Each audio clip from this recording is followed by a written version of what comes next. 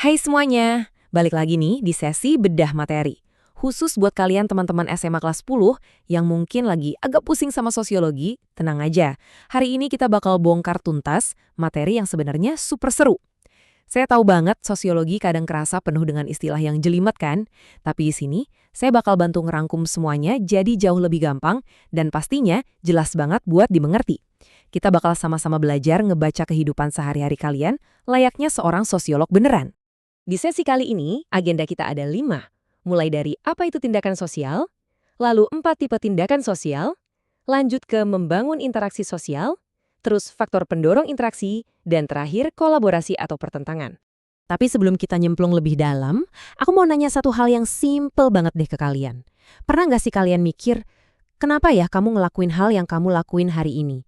Entah itu kamu milih buat ambis belajar buat ujian, nongkrong di kantin bareng teman, atau sekedar scroll media sosial seharian.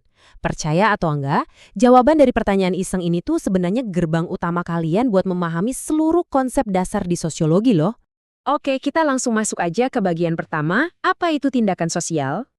Jadi gini, menurut tokoh sosiologi yang legendaris banget, Mbah Max Weber, ternyata nggak semua tindakan yang kita lakuin itu bisa disebut tindakan sosial. Tindakan sosial itu harus punya yang namanya makna subjektif. Dan poin yang paling krusial adalah tindakan itu dilakuin dengan memperhitungkan keberadaan orang lain di sekitar kita. Fokus utamanya ada di dampaknya buat orang lain. Coba bayangin, kalau kamu nyanyi-nyanyi gak jelas sendirian di kamar mandi, itu sih bukan tindakan sosial. Tapi kalau kamu tiba-tiba nyanyi di depan kelas dengan tujuan supaya gebetanmu notice kehadiranmu, nah itu baru yang namanya tindakan sosial, karena ada orang lain yang jadi targetnya. Lanjut ke bagian 2, kita bakal bahas 4 tipe tindakan sosial. Tipe yang pertama namanya tindakan rasional instrumental. Ini tuh tipe yang lekat banget sama kehidupan kalian sebagai anak SMA, karena dilakukan dengan perhitungan yang benar-benar matang antara cara dan juga tujuannya. Coba deh bayangin pas nanti kalian ikut seleksi masuk perguruan tinggi. Kalian pasti ngitung kan peluang diterimanya gimana, passing grade-nya berapa, saingannya seberat apa, sampai jurusan apa yang paling realistis buat diambil. Semuanya murni pakai perhitungan otak yang logis demi dapat tujuan akhir yang jelas. Terus tipe yang kedua itu tindakan rasional berorientasi nilai. Di sini, kamu tetap mikir secara rasional.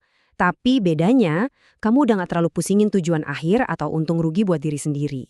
Fokus kamu murni di nilai kebaikan atau moral dari tindakan itu di masyarakat. Contoh nyatanya tuh kayak para relawan yang ngumpulin dana buat korban bencana. Mereka kepanasan, capek banget pastinya, dan mereka gak dibayar sama sekali. Kenapa mereka lakuin? Ya murni karena nolongin sesama itu dinilai baik dan bener. Masuk ke tipe ketiga, ada tindakan tradisional. Coba deh kalian ingat-ingat orang-orang yang rela berdesak-desakan, macet-macetan berhari-hari demi pulang kampung pas mau lebaran. Kalau ditanya alasannya kenapa harus memaksakan diri, jawabannya rata-rata simple. Ya karena dari dulu emang tradisinya begitu. Tindakan ini dilakuin semata-mata karena ngikutin kebiasaan yang udah nempel dan diwariskan turun-temurun dari generasi ke generasi. Dan yang terakhir, tipe keempat adalah tindakan afektif. Beda dari 3 tipe sebelumnya yang butuh mikir atau ngikutin tradisi, tindakan yang satu ini murni didorong sama perasaan dan emosi yang spontan aja. Misalnya, kamu nangis histeris karena dapat nilai ulangan yang jelek banget. Atau kamu tiba-tiba meluk ibu kamu karena mendadak ngerasa sayang banget. Itu contoh sempurna dari tindakan afektif. Murni dari hati terdalam, tanpa pakai mikir panjang. Oke, sekarang kita agak zoom out sedikit ya ke bagian 3, membangun interaksi sosial. Nah, ini kalian harus hati-hati banget ya, soalnya ini tuh langganan banget jadi jebakan di soal ujian. Interaksi sosial itu baru bisa kejadian kalau ada 2 syarat mutlak, kontak sosial dan komunikasi. Kontak itu ibarat jembatannya, bisa sentuhan fisik secara langsung kayak salaman, atau lewat perantara kayak chattingan di WhatsApp. Tapi ingat, kontak doang itu nggak cukup, harus dibarengi sama komunikasi, yaitu proses saling memahami pesan.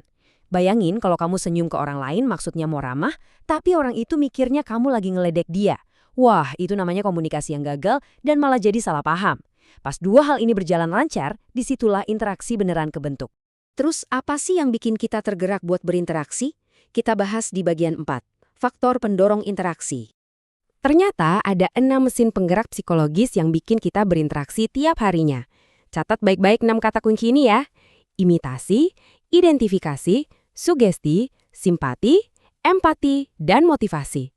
Merekalah dalang di balik layar yang bikin kita kadang ngikutin gaya teman, ngerasa kasihan lihat orang lain, sampai tiba-tiba tergerak buat ngejar cita-cita. Biar kalian gak bingung pas ulangan, mari kita lurusin bedanya imitasi sama identifikasi. Soalnya anak kelas 10 sering banget ketukar di sini. Imitasi itu sifatnya cuma niru sebagian kecil aja, dan seringnya kita tuh nggak sadar. Kayak gara-gara kamu keseringan nongkrong sama temenmu, logat atau gaya bicara kamu jadi mirip-mirip dia. Nah, kalau identifikasi, levelnya udah jauh lebih ekstrim. Ini tuh keinginan sadar buat jadi sama persis kayak sosok ideal yang kamu kagumi. Contohnya, kamu sengaja ubah total gaya rambut, cara baju, bahkan kepribadian kamu, demi bisa persis banget kayak idola K-pop favoritmu. Selanjutnya yang sering bikin bingung, bedanya simpati dan empati. Simpati itu ibaratnya perasaan ikut bersedih aja. Misalnya teman kamu jatuh dari sepeda, terus kamu cuma bilang, ya ampun kasihan banget. Itu simpati. Tapi kalau empati, wah itu masuknya jauh lebih dalam secara emosional. Kamu seolah-olah ikutan ngerasain sakitnya temenmu itu. Dan biasanya dibarengin sama tindakan nyata. Kayak pas ada bencana alam, kamu ngerasa sedih banget sampai akhirnya milih turun langsung ke lapangan buat jadi relawan. Ada dua lagi nih, motivasi sama sugesti. Kalau sugesti itu dorongan yang bikin orang lain langsung ngikutin aja tanpa mikir panjang, agak mirip kayak dihipnotis gitu. Beda banget sama motivasi. Kalau motivasi tuh bayangin pas guru favorit kalian ngasih semangat di kelas. Itu adalah dorongan yang bikin kalian mau lakuin sesuatu secara rasional. Kalian pikirin matang-matang dan kalian berani tanggung jawab. Guru yang ngasih semangat belajar itu contoh motivasi yang paling sering kalian temuin di sekolah.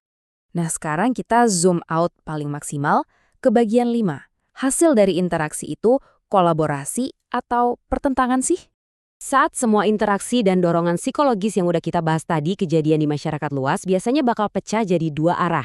Jalan yang pertama itu interaksi asosiatif. Ini bentuk interaksi yang arahnya positif. Contoh paling juara dari interaksi ini ya tradisi kita sendiri, gotong royong benerin jalan atau fasilitas desa. Orang-orang rela nyingkirin perbedaan ego mereka demi mencapai satu tujuan yang sama.